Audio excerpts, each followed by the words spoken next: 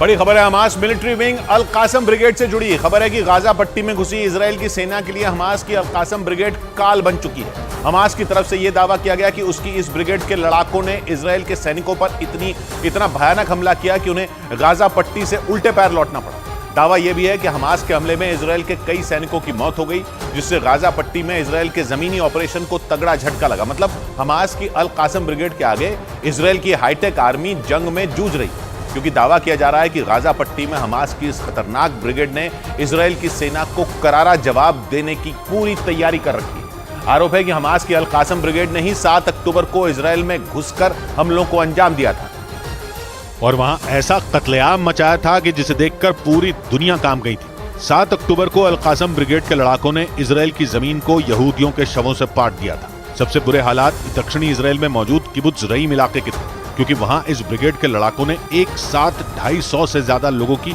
सामूहिक हत्या कर दी थी। इजराइल के मीडिया के मुताबिक उस रोज अल कासम ब्रिगेड के हमलों में इजराइल में करीब 1400 लोग मारे गए थे और 200 से ज्यादा लोगों को हमास के लड़ाकों ने बंधक बना लिया था, जिसके बाद से इजराइल ने हमास को गाजा पट्टी से उखाड़ फेंकने की कसम खा ली।